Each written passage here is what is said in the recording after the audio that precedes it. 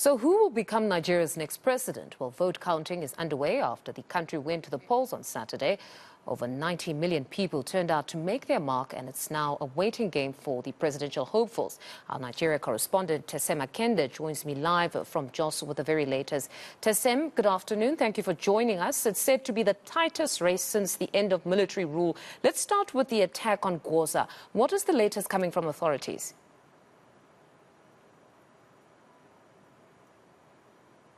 Yeah, the latest is that the Electoral Commission, the Independent National Electoral Commission, has extended by a few hours, for conduct of the elections in some areas where the polls did not go as was stipulated. That's the situation at the moment, yes. And then voter turnout broadly, was it as good as was expected?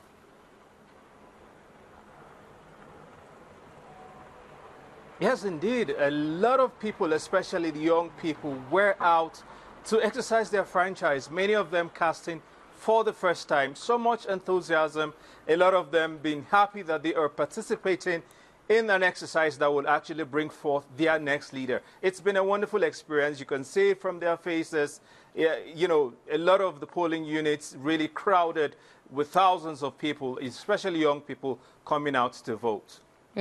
Now, we've heard of reports of delays at certain polling stations, even snatching of ballot box. How prevalent has this been?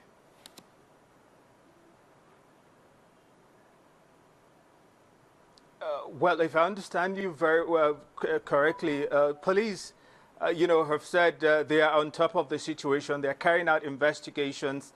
And as at last check, 2 people have been arrested to be behind what has happened. And so investigation is ongoing, and we're looking forward to more arrests by the authorities. And then the situation on the banknotes shortage, what has been the status there? It seems then, according to you, if you say there's a great number of individuals that turned out to vote, it means it had very little impact.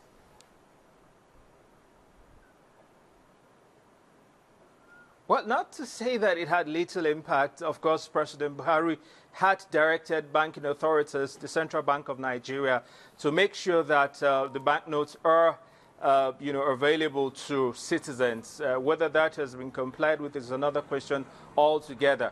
But voting happens within localities of citizens.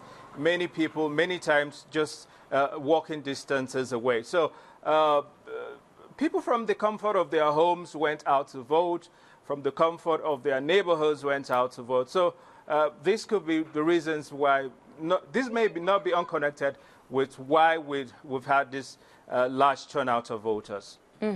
Judging from just sentiment on the ground, is there perhaps any picture that's starting to form on your part, just listening to what some are saying, insofar as who could possibly take it?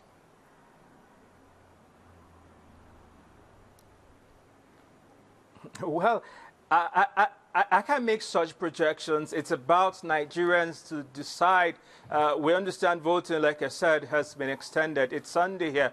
Voting has been extended in some parts of the country. The Nigerians are deciding with their thumbprints, with their ballots. It's not in my place to say who will actually emerge.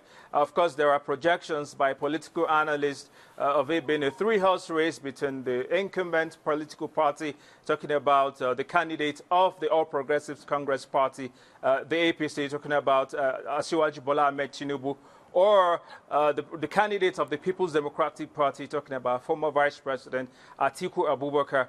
Or, of course, there are also projections that the candidate of the Labour Party, Peter Gregory Obi, might just succeed Muhammadu Buhari as the next president of the country. But all of that, these are just speculations, analysis from different political analysts here and there.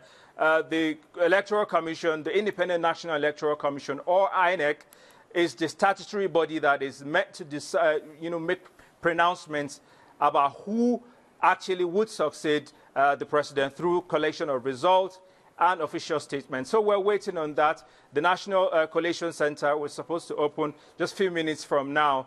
It's when that is done that the results will be collated together and the official pronouncements made by chairman of the commission, Professor Mahmoud Yakubu.